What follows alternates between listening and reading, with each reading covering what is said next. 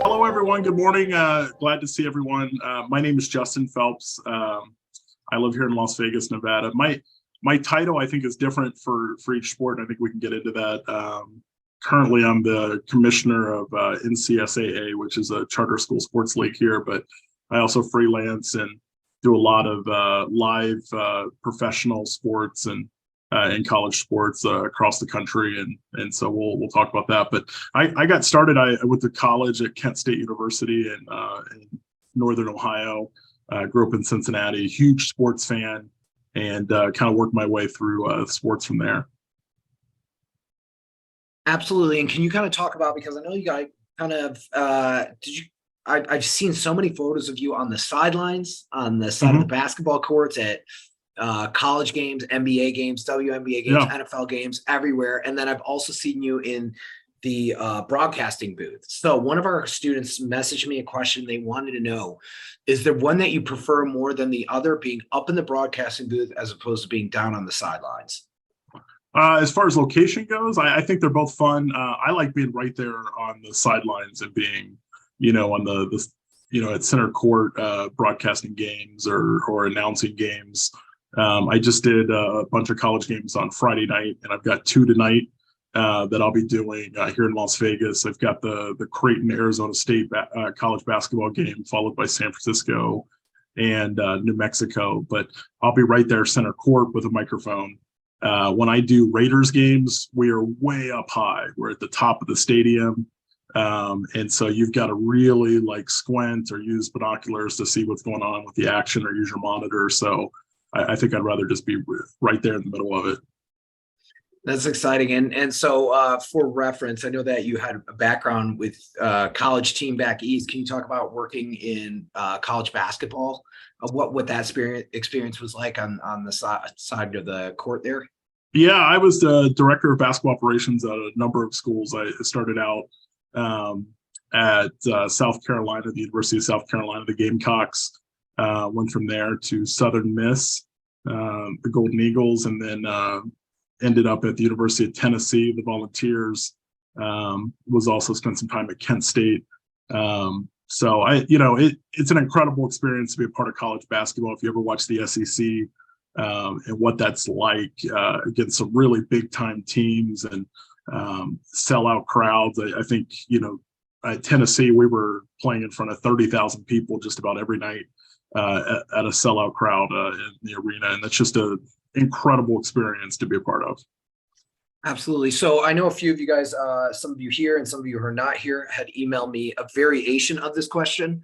So I'm going to kind of break it down and kind of sum this question up. So the kids wanted to know, is there any advice that you could give to them if they're interested in becoming collegiate athletes, student athletes at that next level, as someone who worked in college sports? Yeah. So if you want to be a college athlete, the first thing that most important thing is just get out and play as many sports as possible. Don't hone in on one sport specifically. Try to do as many different things as you can. You don't want to have an overuse injury. So if you're a pitcher in baseball or you're a soccer player, you don't want to play that all year round and end up having an injury where you've used that body part over and over.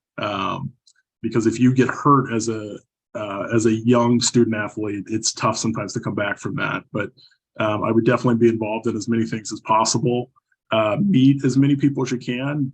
Do trainings, do tournaments, and try to get into a collegiate program or a program after high school that you can excel in. And I know there's a group of kids who are like student athletes here, and there's some group of kids who are like into news broadcast and all that kind of stuff, Yeah. journalism. Some of the kids, they wanted to know what advice would you have for them if they're interested in broadcast journalism when it comes to sports? Like, what kind of things should they study or do to prepare to go down a career path like yours in professional sports? Yeah, don't wait till you get in college to start doing this. So right now, it's for us, it's Christmas time or it's the holidays. Get yourself a podcast mic, and start doing as many games as possible. Whether it's just on TV, and get a mic and start recording yourself doing those games. Even if no one ever sees it, it's okay. Like, practice as many times as possible, get as much stuff on tape. And then when you do get to college, there's a number of different degrees you can get. Most people will do either sports management or they'll do TV broadcasting or broadcasting. And then that's when you can make a bunch of contacts and do internships and start with your first job. But you don't have to wait until you get to college to start your career. You can start right now with just a microphone and watching live sports. Doesn't matter what sport it is. That's great. One of the kids, they had mentioned they wanted to know what was one of your most memorable moments in your career. We're going to do twofold. One as in college sports, and then the other as a professional broadcaster. Like, what were some of the things that stand out in your career right now? Yeah, so absolutely. Anytime you play or you compete in a sport, the ultimate goal is to win a championship. So I actually have my championship ring on from the University of Southern Miss. This is my Conference USA championship ring that we had won. That's a pretty memorable experience. Anytime you can win a championship and play in the NCAA tournament, that's a big deal. Some other big events that I've loved being a part of. Went to the Major League Baseball All-Star game this year, went to the Super Bowl this year, just all those different things that in sports are just fun to be a part of those spectacles. That's great. And so one of the kids, they wanted to know, do you have any experience with soccer, working with that sport? Yeah, so I don't have as much experience in soccer as some of the other sports, but I do announce a lot of the University of Nevada, Las Vegas soccer games, do both men's and women's soccer games here. A lot of really good student athletes that come from not just the Las Vegas area, but they have student athletes from all over the globe. I think they have on the men's team, I think they have a couple players from England, a couple players from Italy. So to be able to do those games at UNLV is a lot of fun.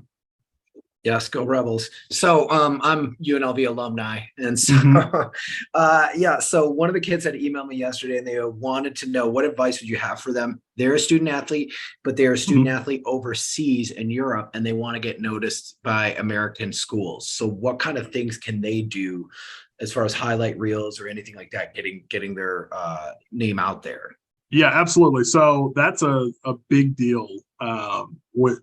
American schools love to have student athletes from overseas. And if you're a good student athlete and you want to come play in the United States, put as much stuff on tape, put it on social media, and tag as many coaches as you can. So, for instance, put stuff on YouTube, put stuff on Twitter, put stuff on Facebook, and tag all the programs that you'd be interested in, tag those coaches, make them see you, and make them notice that you're a student athlete worth pursuing.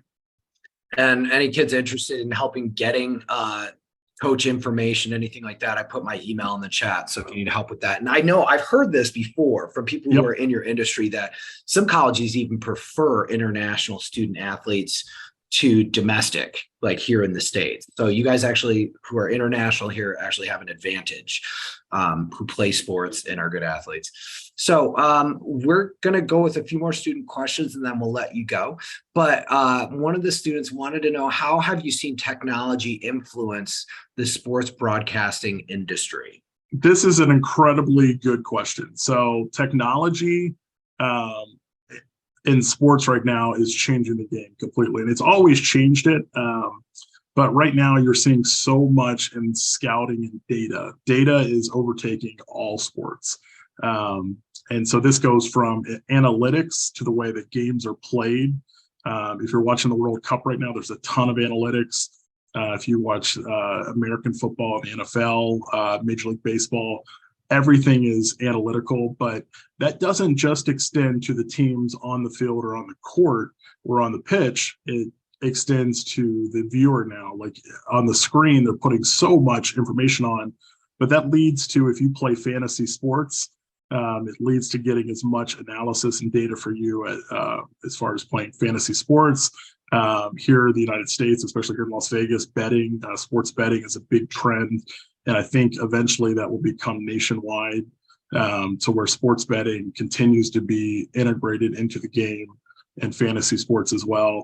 I'll tell you, there's a major hole right now in fantasy sports where they need analysts because it's such an incredibly popular game. So if you enjoy playing fantasy football or fantasy soccer or fantasy baseball, anything like that, and you want to be an analyst, grab a microphone and start talking about, the players you like, and put up YouTube videos and things like that. That's part of the technology enhancements that are continuing to happen in the game. There's big money in that too, from what I hear, like in that Absolutely. industry, for people to work in that industry. Yeah, absolutely. And also esports is another thing that, Mr. Kraus knows very well. Esports is taking over sports as well, where, it's just another integration into what we're doing. Absolutely. It's ever evolving. I love that. So one of the kids want to know, I'm going to kind of touch up on this. I'm pulling this question. Yeah. He wanted to know, what is your opinion about paid student athletes? Do you think it's making the game better, worse, or having no bearing at all? I think it's changing the game at the college level as far as paid student athletes. Student athletes, I feel like we're always taken care of, at least at the higher levels, in terms of they were receiving an education, they were receiving lots of clothing and food and board. But what was happening is, at some of the bigger institutions, they were selling their jerseys, with the kid's name on the back or their kid's number in the gift shop, and none of the student athletes were benefiting from that, or they were using their likeness. And so the university was making money, but the student who was actually out there putting in the time and work were not receiving any benefits for that. So something had to change on that level. There needed to be some kind of an equitable balance. But now it's gone the opposite way, to where it's almost the Wild Wild West, and there's no rules being implemented, and kids are being able to be paid whatever they like. So I think there's got to be a happy balance there. I'm happy for the student athletes that they finally are receiving compensation. But I think if college sports wants to continue to be a collegiate sport, then I think that they have to have some kind of rules in place. And I don't know what that looks like, but I think it's definitely something that's going to happen, that's going to impact the game over the next few years. Yeah, that's wild. Like student athletes making like millions of dollars. I think the Ohio State quarterback, millions of dollars. Yeah. Just play it. Like, I was like, that's insane. So we're gonna let you go in a little bit, but Okay. before we do, we're gonna do a few more questions. Sure. One of the kids wanted to know, first of all, a little background on this question. Do you know the term relegation, what they do in soccer overseas? Yeah, so they basically, if they don't finish in a certain set of standings, they get moved down. Mm-hmm. What are your thoughts of that being adopted in American sports to make it more exciting? It would be interesting. I think there's definitely kind of a trend for that in American college football. I think you'll start seeing some of the Power 5 schools, join up together and basically kind of push out the smaller schools. And I think there could be something similar to that, to where, there's an opportunity for some of the schools that aren't part of the Power 5 conferences to move up into to play those schools, and maybe some of the lesser schools to move down. I think it'd be fun. I'm for it. I think I'd be even for it for professional sports as well. Yeah, but, absolutely. Before we go, this is our final question. I asked this to all of our guests. Thank you, all the students who showed up and everyone who's watching. And thank you, Justin, for joining us. Mm-hmm. Justin, what kind of advice would you have for these kids as they go off into the world and figure out what they want to do? What kind of advice would you have for them as they kind of pursue their goals and dreams? Yeah, find something that you really love doing. And if that's in sports, then pursue that. Again, you don't need permission. You don't need someone to tell you how to do it. Like, create your own lane. But more importantly, do something you love.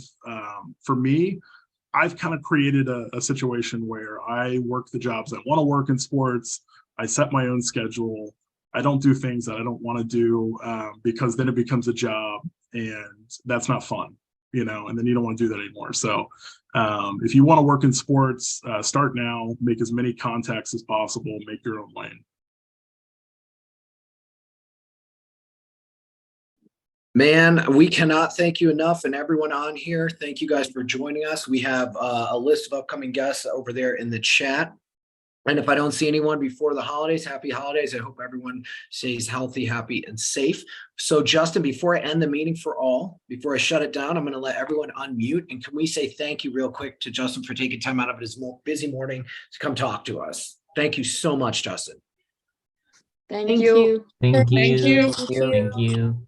Bye. Thank you. Thank you, everyone. It was nice meeting you.